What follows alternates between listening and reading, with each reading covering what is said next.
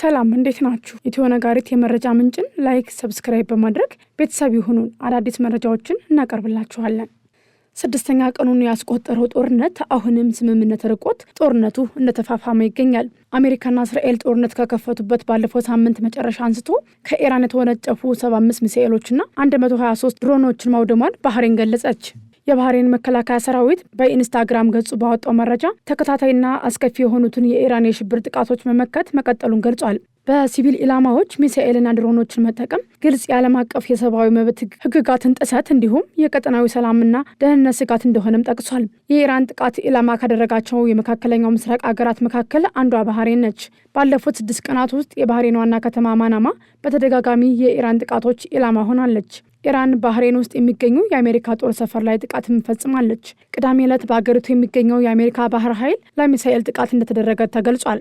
እሁድ ዕለት በባህር ኃይሉ ሰፈር ላይ በተፈጸመ ጥቃት ደግሞ ከባድ እሳት ተከስቶ ነበር። ኢራን በሀገሪቱ በፈጸመችው ጥቃት 4 ሰዎች እንደተጎዱ የባህሬን መንግስት አስታውቋል። ቻይና ወደ መካከለኛው ምስራቅ ልዩ መልእክተኛዋ እንደምትልክ የሀገሪቱ ውጭ ጉዳይ ሚኒስትር ዋንግ ዩ ረቡዕ ዕለት አስታውቀዋል። ልዩ መልእክተኛው በመካከለኛው ምስራቅ እስራኤልና አሜሪካ ከኢራን ጋር የጀመሩትን ጦርነት ያሸማግላሉ ተብሎ ይጠበቃል። ቤጂንግ የኢራን የቅርብ አጋር ስትሆን ቴህራን ሉዓላዊነቷን ለመጠበቅ የምታደርገውን ጥረት እንደምትደግፍ ተናግራለች።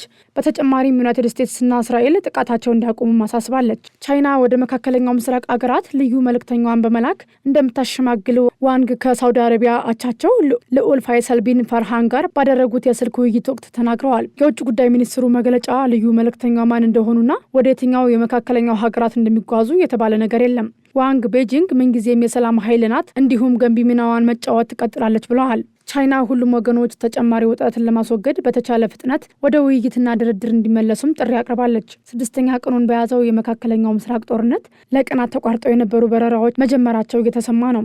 አንዳንድ በረራዎች በመካከለኛው ምስራቅ ከቀናት በኋላ መስተጓጎላቸውን ተከትሎ እንደገና ይቀጥላሉ። የእስራኤል መከላከያ ሚኒስትር እስራኤል ካትዝ የአሜሪካ አቻቸው ፒት ሄግሴት በኢራን ላይ የጀመሩት የጋራ ወታደራዊ ዘመቻ እስከ መጨረሻው እንዲቀጥል ማሳሰባቸውን ገልጸዋል። እስራኤልና አሜሪካ በኢራን ላይ ቅዳሜ ዕለት ጀምሮ ጦርነት ከፍተዋል። ሁለቱ ሀገራት በጥምረት በፈጸሙት የመጀመሪያው ጥቃት የኢራኑ የበላይ መሪ አሊ ካምኒንን ጨምሮ በርካታ ከፍተኛ ባለስልጣናት ተገለዋል። በዚህ ብቻም አላበቃም። የዩክሬን ፕሬዝዳንት ዜሌንስኪ በባህር ሰላጤው የሚገኙ አጋሮቻቸው ከኢራን የሚሰነዘርባቸውን የድሮንና የሚሳኤል ጥቃት መከላከል እንዲችሉ የባለሙያዎች ቡድን ለመላክ እቅድ ማውጣታቸው ተሰምቷል። ማክሰኞ ዕለት ከተባበሩት አረብ ኤሚሬትስና ኳታር እንዲሁም ረቡዕ ከዮርዳኖስና ባህሬን ጋር መነጋገራቸውም ተገልጿል። ዜሌንስኪ ከሚኒስትሮችና ከወታደራዊ አዛዦች ጋር ስለ መካከለኛው ምስራቅ ግጭት ከተወያዩ በኋላ የዩክሬን የመከላከያ ኃይል ሳያዳክም አጋሮቻቸውን ለመርዳት አማራጮችን እንዲያዘጋጁ ጠይቀዋል። ፕሬዚደንት ዜሌንስኪ በኤክስ ገጻቸው ላይ ዩክሬን ሕይወትን ለመጠበቅና ሁኔታውን ለማረጋጋት ታግዛለች ብለዋል። የተባበሩት መንግስታት የስደተኞች ድርጅት የእስራኤልና አሜሪካ ጥቃት በተጀመረባቸው የመጀመሪያዎቹ 2 ቀናት ብቻ ከቴህራን 100,000 ያህል ሰዎች ቤት ንብረታቸውን ጥለው መሰደዳቸውን አስታውቀዋል።